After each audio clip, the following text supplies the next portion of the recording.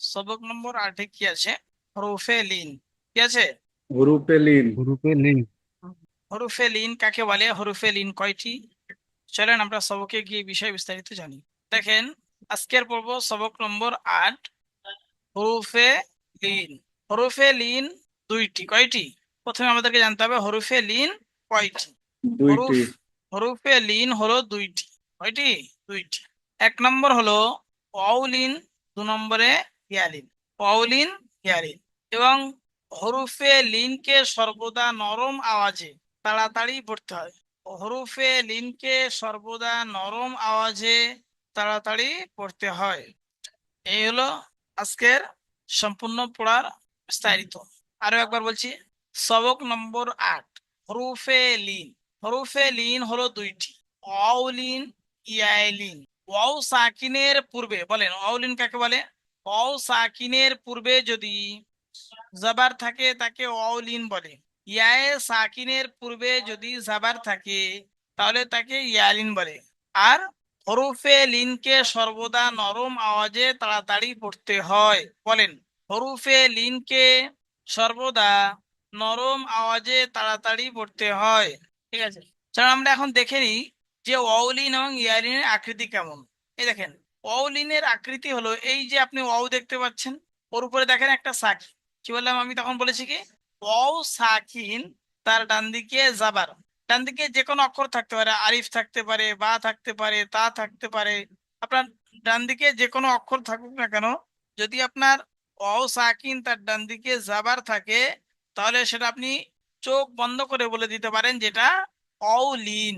ঠিক একই ভাবে ইয়া সাকিনের ডান দিকে যদি জাবার থাকে, কি বললাম? ইয়া সাকিনের ডান দিকে যদি জাবার থাকে তাকে ইয়ায়ে লিন বলে। বুঝেছে? এই দেখেন, এই ইয়া আছে, এই সাকিন আছে, এই জাবার। ইয়া সাকিন তার ডান দিকে যদি জাবার থাকে তাকে ইয়ালিন বলে। ডান দিকে যে কোনো অক্ষর থাকতে পারে, অক্ষর যাই থাকুক না কেন জাবার থাকতে হবে। ইয়া সাকিনের নিচে আমরা এর আগে পড়েছি, ইয়া সাকিনের নিচে যদি জের থাকে তাহলে সেটা ইয়া মাদ্দা, বা ওয়াও সাকিনের ডান দিকে যদি পেশ থাকে তাহলে সেটা ওয়াও মাদ্দা হবে। কিন্তু আজকের যেটা সবক সেটা হলো হরফে লিন। হরফে লিন হলো ওয়াও সাকিন, ওয়াউলিন বলেন আর ইয়ালিন বলেন, তো দুটোর ক্ষেত্রেই সাকিনের পূর্বে অক্ষরের উপরে আপনার জাবার থাকতে হবে। বুঝে এসছে? চলেন অলিনের পড়া কিভাবে পড়বেন আমি কয়েকটা পড়ে দেবো, তারপর সব আপনারা একে একে পড়তে পারবেন। দেখেন, হামজা ওয়াও জাবার আউ, বলেন আমার সাথে, হামজা ওয়াও জাবার আউ, বা ওয়াও জাবার বাউ। একদম নরম আওয়াজে, কোনো রকমের হুটপাট নেই, কোনো তাড়াতাড়ি নেই, একদম নরম আওয়াজে পড়া। তা ওয়াও জাবার তাউ, তা ওয়াও জাবার সাউ। জিম ওয়াও জাবার যাও, জিম ওয়াও জাবার যাও। একবারে হা ওয়াও জাবার হাউ।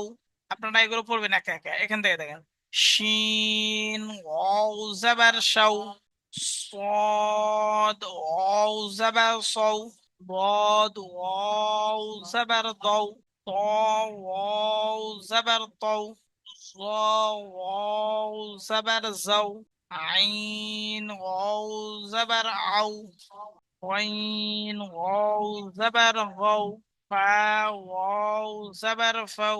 দেখেন, ওয়াও ওয়াও জবর ওয়াও, ইয়া ওয়াও জবর ইয়াও। বলেন, এটা একটু কঠিন আপনাদের হতে পারে কিন্তু খুব সহজ এটা। বলেন ইয়া ওয়াও জবর ইয়াও। হুম, চলেন, এই হলো অও সাকিনের পড়া। অনুশীলন দেখেন, অনুশীলন খুব সহজ। আমি রিডিং, বানান, ইজরা তিনটের একটা একটা করে পড়ে দিচ্ছি। দেখেন, প্রথমটাতে আমি পড়ছি, দেখেন, কাউসার, কাফ ওয়াও জবর কৌ, সা জবর সা, কাউসা, র জবর র, কাউসার। চলেন আগে চলেন, হা হাউলা, হাউলা, হা ওয়াও জবর হাউ, লাম জবর লা, হাউলা, হা ওয়াও জবর হাউ, লাম জবর লা, হাউলা। দেখেন ইজরা দেখেন, ওয়াও সাকিন তার ডান দিকে জাবার এসছে। কি বলবেন? ওয়াও সাকিনের ডান দিকে জাবার এসছে, তাই একে ওয়াউলিন বলে। বলেন আমার সাথে সাথে, ওয়াও সাকিনের ডান দিকে জাবার এসছে, তাই একে ওয়াউলিন বলে। ওয়াউলিনকে সর্বদা নরম আওয়াজে তাড়াতাড়ি পড়তে হবে। অলিনকে সর্বদা নরম আওয়াজে তাড়াতাড়ি পড়তে হবে।